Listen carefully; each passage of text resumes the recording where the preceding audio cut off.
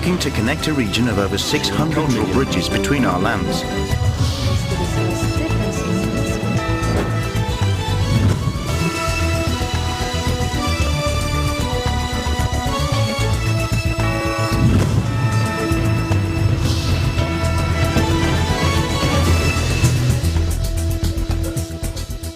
Hello and welcome to ASEAN in Focus. I'm Judith Mera delivering to you the latest news in and around the ASEAN region on today's headlines. A strong magnitude 6.9 earthquake struck off Indonesia on Sunday, the U.S. Geological Survey reported, triggering a brief tsunami warning that sent panicked residents to fleeing to higher ground. Monsoon-triggered landslides in Rohingya refugee camps in Bangladesh have killed one person and left more than 4,500 homeless, the aid official said Sunday. And the third telco player Mislatel Consortium is scheduled to finally receive its Certificate of Public Convenience and Necessity, or the CPCN, from the Philippine government, after completing the long list of post-qualification requirements for the franchise.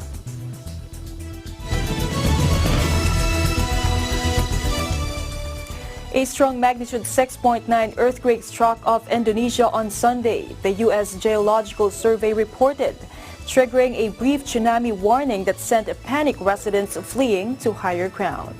The Southeast Asian nation is one of the most disaster-hit on Earth due to its possessions straddling the so-called Pacific Ring of Fire, where tectonic plates collide. Earthquakes and tsunamis have claimed thousands of lives in recent years. Sunday's quake struck at a depth of 24 kilometers in the Molucca Sea, 185 kilometers southeast of Manado, between Sulawesi and Maluku Islands, according to the USGS. Indonesia's Geophysics Agency issued a tsunami warning for coastal communities nearby, where residents were advised to stay away from the coast. The warning was later lifted by the agency and there were no immediate reports of damage or casualties. Residents of Ternate in the Maluku Island chain described panic as the quake hit. Video footage from Ternate showed scared residents, some clutching children, fleeing from the coast on motorbikes. Hashim Yusuf, the head of the Ternate Disaster Mitigation Agency, said there were no reports of fatalities, but some people were traumatized by the tremor.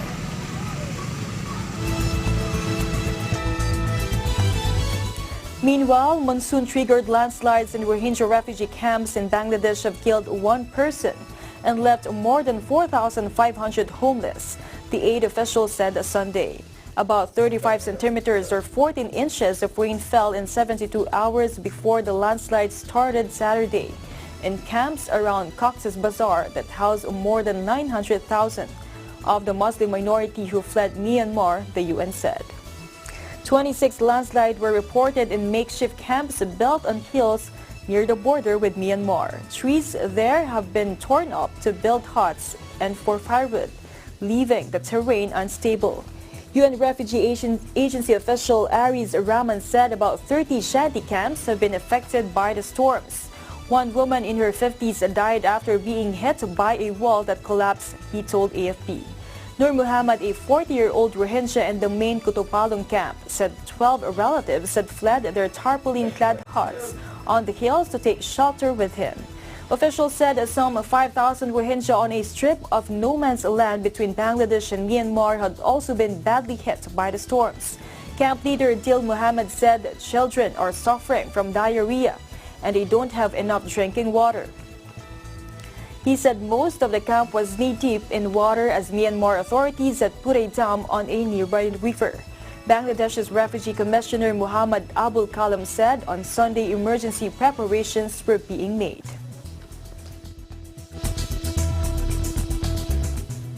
In the Philippines, the National Bureau of Investigation, or NBI, on Monday filed estafa charges against the founder and officials of the Kappa Community Ministry International Incorporated, a religious group allegedly involved in investment scams.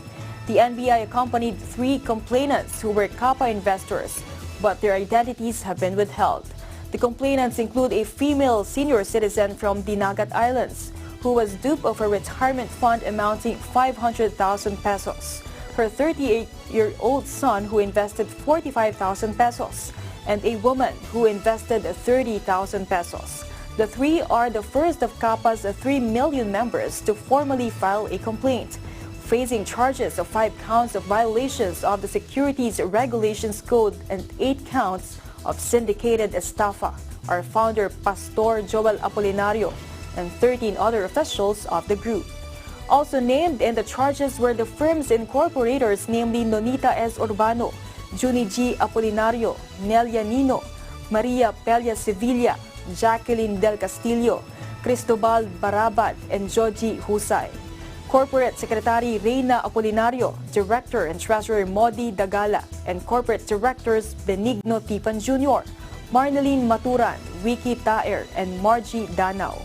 In its report, the NBI said CAPA's offices in Taytay, Rizal, and Quezon City continue to transact with the public despite a Securities and Exchange Commission decision on April 3, 2019, revoking its certificate of registration. On May 16, 2019, SEC's Market and Securities Regulation Department also stated that it has not registered any securities and has no permit to sell securities.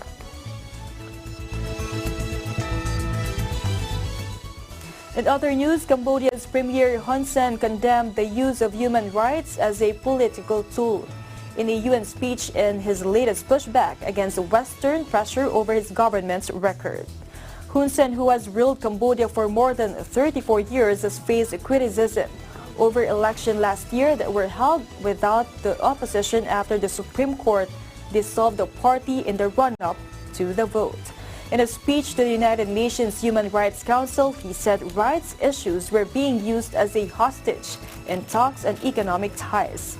His comments came after the European Union took steps earlier this year to cancel trade benefits that would hurt Cambodia's local garment industry, part of Brussels' response to the elections.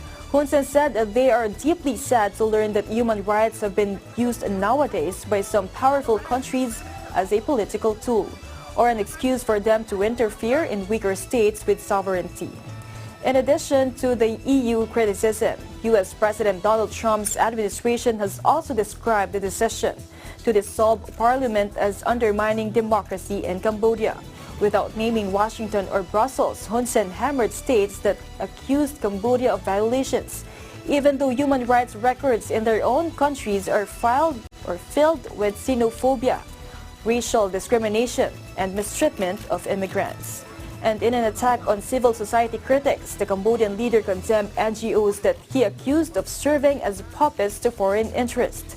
Hun Sen's Cambodian People's Party won all seats in the parliament in the election, effectively turning the country into a one-party state.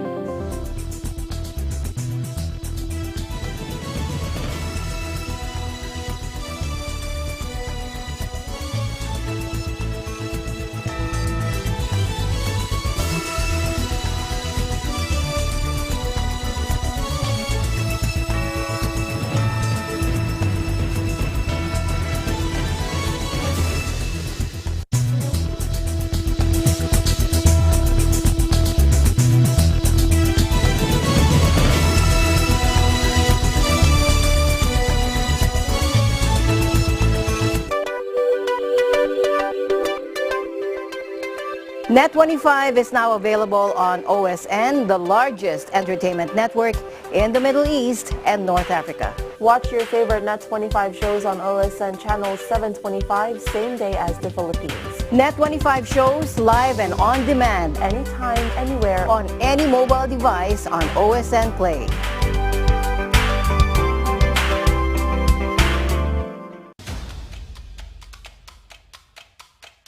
Sa pagbubukas ng ika-4 na season ng Negosyo, Asenso at iba pa, tila hindi lamang pinto ang nagbukas sa ating programa dahil malugod tayong pinatuloy sa bahay ng bago nating kasangga. Pinagkakatiwalaan sa pagninegosyo ang Department of Trade and Industry. Kaya naman papasalan natin ang buong Mimaropa para ipatingin, ipatikim ipadama at iparinig ang iba't ibang kwento ng pag-asenso dahil sa pagninegosyo. Kaya naman, linggo-linggo, alas 5:30 ng hapon, manood, matuto, magnegosyo. Dito lamang sa programang nagbibigay ng impormasyon at inspirasyon sa pagninegosyo. Ito ang inyong lingkod, Francis Chis Garcia, at ito ang Negosyo, Asenso at Iba Pa.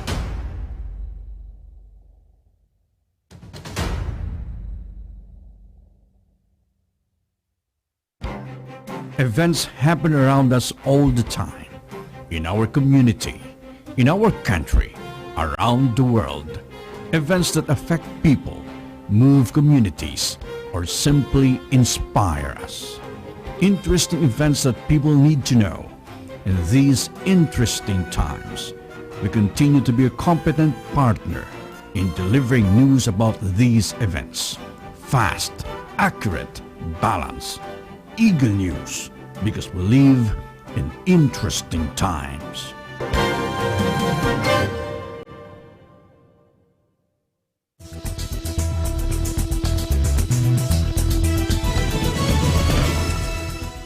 Welcome back. The country's abaca output in the first 5 months of the year rose by 4.3% to 32,725.28 metric tons, from last year's 31,363.67 metric tons. Data from the Philippine Fiber Industry Development Authority, or PhilFIDA, showed. PhilFIDA Executive Director Kennedy Costales said the figures indicate that the Philippines is on track to surpass this year the record high abaca output of 77,389.10 metric tons posted in 2008. Costales said, however, that the 2019 output may not reach 80,000 metric tons as the pace of growth slowed in May. He noted that the 4.3% year-on-year hike during the month was lower than the 9.2% recorded in April. The 4.9% difference is quite huge, and based on production trends, is something to ponder on, he said in a Facebook post. In a separate interview, Costales told the Business Mirror that many farmers did not harvest abaca due to the elections in May and Ramadan. PhilFIDA data showed that the Bicol region remained the top producer of abaca with a 5-month output 12,538.51 metric tons, 40.5% over last year's 8,921.4 metric tons. The double-digit growth in the Bicol region was driven by the recovery of abaca plantation in Catanduanes, which suffered major losses in previous years due to typhoons. Abaca output in Catanduanes alone reached 9,832.47 metric tons, 21% over the 8,125.46 metric tons it produced in the January to May period of last year, PhilFIDA data showed. Costales said in April, total abaca production this year could reach an all-time high of 80,000 metric tons if the production increase in the first quarter would be sustained throughout the year. And I quote, "If the present trend continues up to the end of December, we project to surpass and break our 2008 all-time high abaca fiber production record over the past 25 years of 77,389.10 metric tons and also breach the 80,000 metric tons confidence level this year," he said. Abaca output in the Philippines, the world's top producer of the natural fiber, rose by 6% year-on-year in 2018 as planters sought to meet rising global demand for the commodity. PhilFIDA data showed that abaca production last year reached 76,259.38 metric tons, 4,313.34 metric tons higher than the 71,964.04 metric tons recorded in 2017.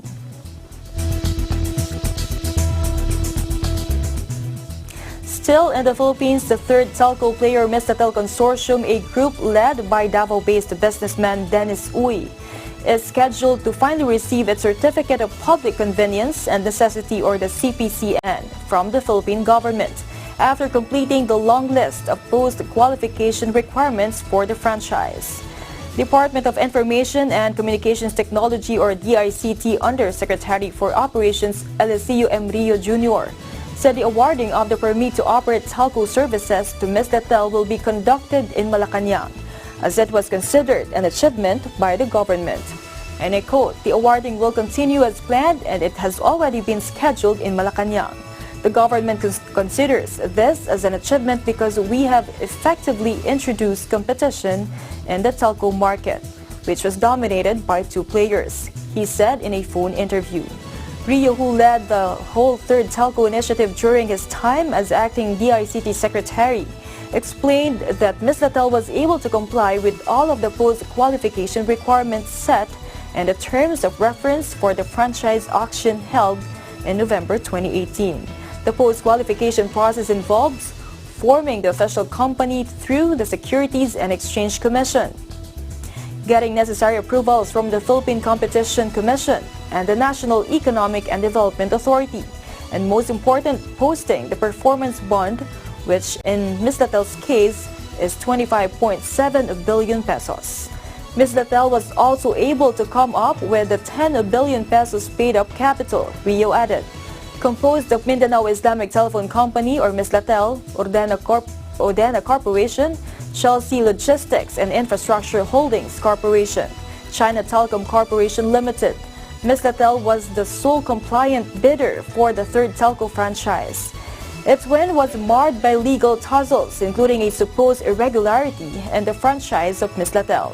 Rio said that the government would like to see Mislatel starting its operation in the soonest possible time, but noted the infrastructure constraints that the newly formed company would have to face.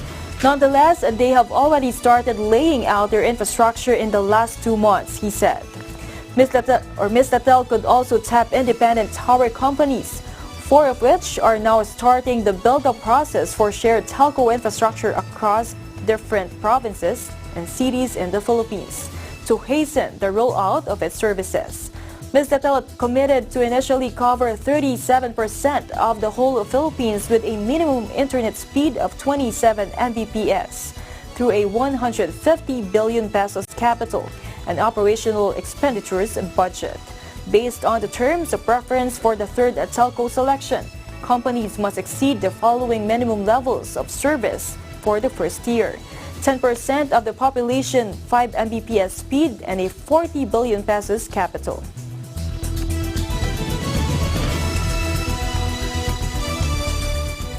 Meanwhile, the Anti-Red Tape Authority or ARTA began on Saturday a dialogue with Transport Network Vehicle Services or TNVS groups involved in recent pronouncements and policies of the Land Transportation and Franchising Authority or LTFRB that prohibited hatchback operators and drivers from becoming licensed TNVS. Based on a complaint filed by TNVS groups, ARTA Deputy Director General Ernesto Perez said they are mandated to investigate allegations of the groups against the LTFRB and intervene to solve issues of bureaucracy in the government. Perez said if there are allegations of delay in the processing of documents, these are included in the mandate of the ARTA to hear complaints from the people. He said Memorandum Circular or MC 2018-005, a document issued by the LTFRB and signed by 2 officials of the board, should allow the registration of hatchbacks as TNVS. He also said that they read a circular approved by the LTFRB on February 2018, and there are no other circulars revoking it. Until such time it is revoked, it should be implemented. Now, if there are TNVS with pending applications following the said circular, it should be acted upon in a timely manner. The MC signed by former LTFRB board members Eileen Lizada and Ronaldo Corpus in 2018 reads, hatchback units shall be accepted subject to a transition period of 3 years in order for the peers to recoup their investments. He said it is still too early to render a decision on the matter as only one party to the issue has given its arguments. During the dialogue, Jun De Leon, leader of the Metro Manila hatchback community and Laban TNVS, said the ban of the LTFRB on hatchbacks is affecting a large part of the TNVS community. He estimated that more than 1,200 drivers and operators are affected by the LTFRB ban.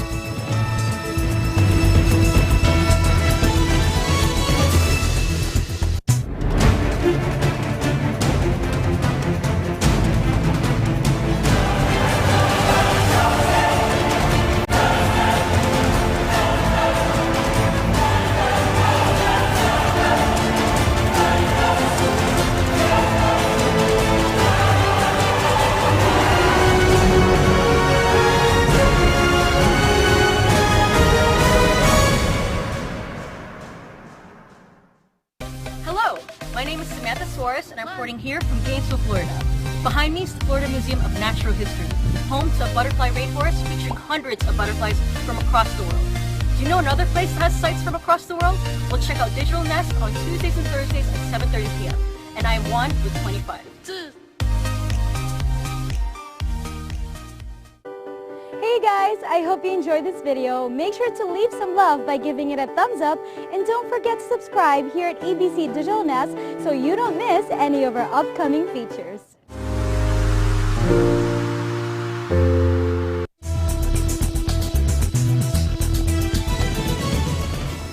Welcome back. Broker Stocks Financial Incorporated said the main index may reach 8,500 points by year-end, as it is bullish over the prospects of the local equity market in the second half of the year despite lingering risk. Stocks Assistant Vice President for Research Justino Kalaykay Jr. said share prices will track the positive earnings of listed firms seen to sustain the modest 9.6% year-on-year gains in the first quarter. And I quote, "Consumer spending benefiting from easing inflation and the accommodative bias of the Bangko Sentral ng Pilipinas will be the key driver," Kalaykay said. Stocks are seen to be boosted by last May's 25 basis points reduction and the reverse repurchase rate and the aggregate 200 basis points taken off the reserve requirement ratio. Kalaykay warned that the broad economy will face challenges even as inflation concerns are moved to the side since price pressures continue to taper off. And I quote, "Upside risks remain, however, on account of uncertainties in oil prices in light of prevailing geopolitical tensions and a choppy global economy," he said. Stocks has revised most of its forecast numbers, with gross domestic product now expected to hover between 5.9% and 6.3% from its earlier forecast of 6.2% to 6.7%. Inflation rate is expected to improve to 2.5% to 3% from 4.5% to 5.5% in the previous estimates.